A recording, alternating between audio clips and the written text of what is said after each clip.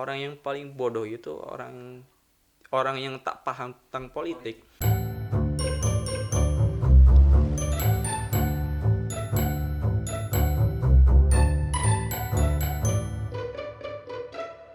Sampurasun. Rampes. Nah, alhamdulillah kali ini kita kedatangan seorang mahasiswa yang menurut informasinya beliau ini adalah mahasiswa dari Universitas Padjadjaran. Terus Mohon leres. mantap.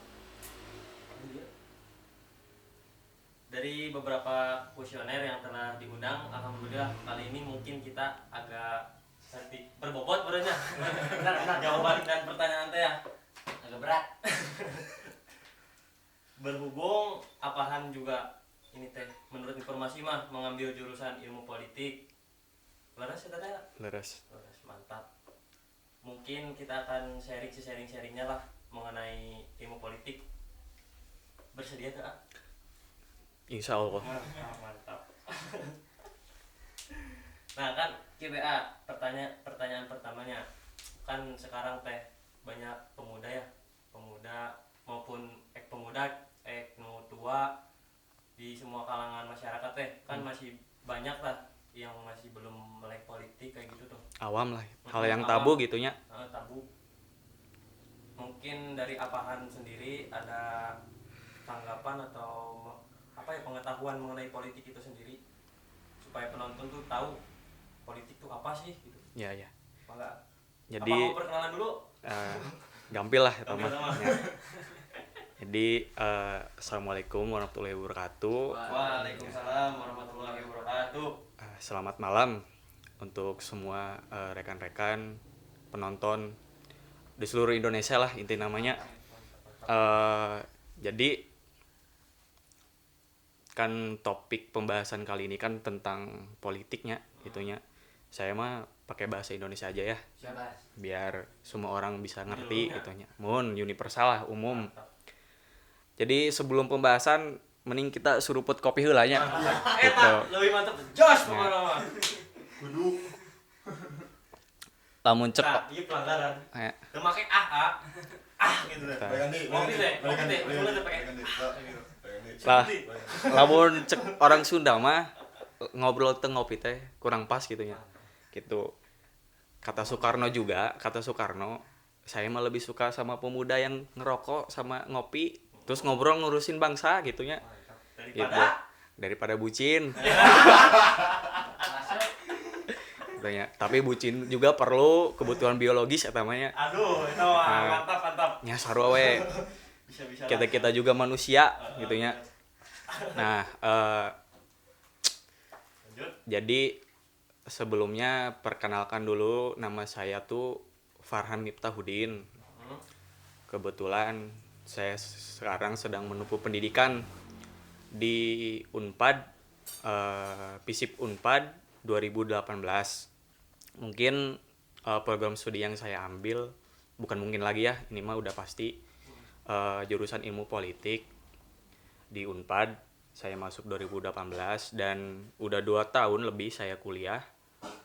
Saya udah mendapatkan sedikit pembelajaran, pengetahuan dan pengalaman baik dari dosen, rekan-rekan di kampus dan lain sebagainya. Mungkin saya bisa memberikan satu sudut pandang dan perspektif dari diri saya mengenai politik gitunya. Karena wajib bagi saya sebagai calon akademisi politik untuk memberikan pandangan, pendapat, analisis mengenai politik. Kan juga berpendapat dan bersuara juga dijamin oleh undang-undang gitunya. Jadi aman lah sebenarnya. Ya bukan aman lagi, tapi yang terpenting kita jangan sampai membuat kegaduhan lah dari pendapat yang kita berikan. Yang terpenting apa yang kita berikan itu bisa mengedukasi lah ke masyarakat, khususnya ke kaum muda lah gitu ya. Karena pertanyaan pertama kan tadi esensinya mengenai kaum muda, spesifiknya.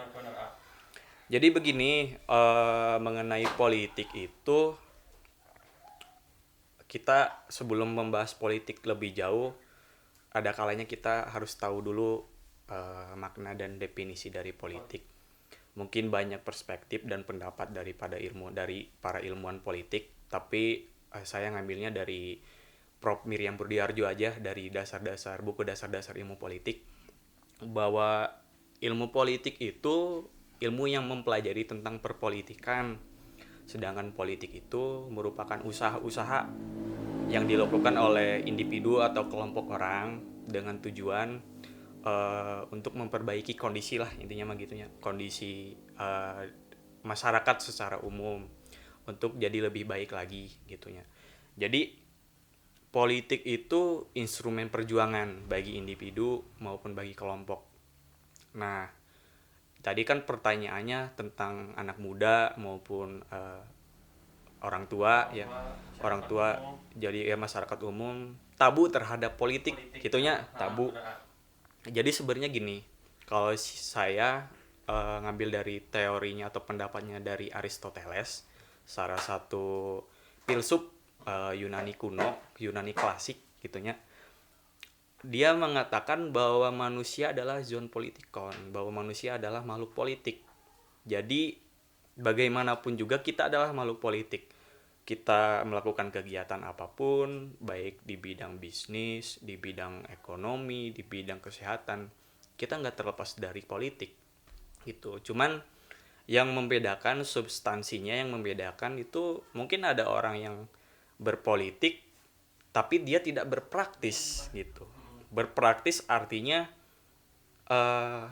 pendapat umumnya mungkin orangnya yang masuk partai, jadi kader partai, simpatisan partai, itu kan masuknya udah politik praktis kayak gitu, dan sifatnya udah pragmatis karena partai merupakan alat atau instrumen bagi seseorang untuk berkuasa seperti itu. Jadi intinya mah kita teh harus ngerti politik, baik anak muda, orang tua gitunya.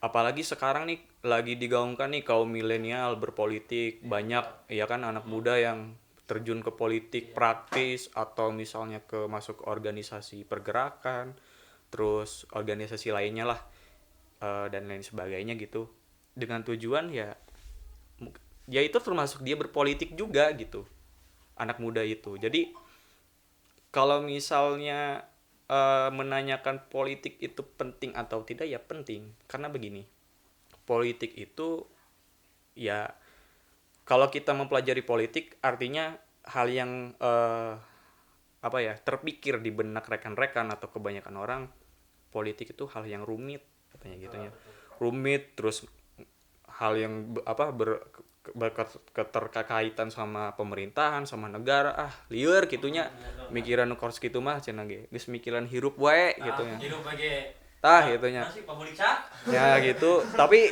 secara tidak langsung tuh politik itu mempengaruhi hidup kita. Jadi ada pendapat yang mengatakan bahwa orang yang paling bodoh itu orang yang tak paham tentang politik. Karena apa? Karena harga beras, harga cabai, harga obat-obatan, fasilitas kesehatan, infrastruktur itu berkaitan sama proses politik. Kalau kita nggak mengerti tentang politik, ya kita akan dibodohkan gitu. Seperti itu. Jadi untuk rekan-rekan, ada kalanya kita harus mempelajari politik. Jadi politik tuh jangan dimaknai sebagai hal yang curang, licik-picik gitu, terus buruk. Ya itu sebagian gitu kan. Karena berbagai perspektif mungkin punya pandangannya masing-masing berdasarkan latar belakang dan background orang tersebut dalam memandang sesuatu gitu. Tapi hal yang pasti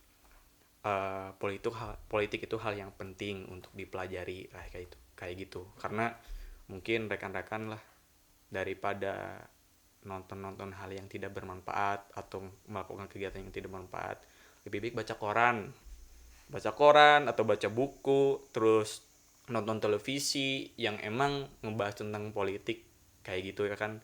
Karena secara tidak langsung kita dapat menentukan pandangan kita, pilihan kita dalam proses politik nanti selanjutnya gitu. Kalau kita mengerti tentang politik pas proses pemilu nih, calon ini capable tidak nih, kompeten tidak, cocok tidak nih, mampu tidak untuk memimpin daerah saya atau negara saya.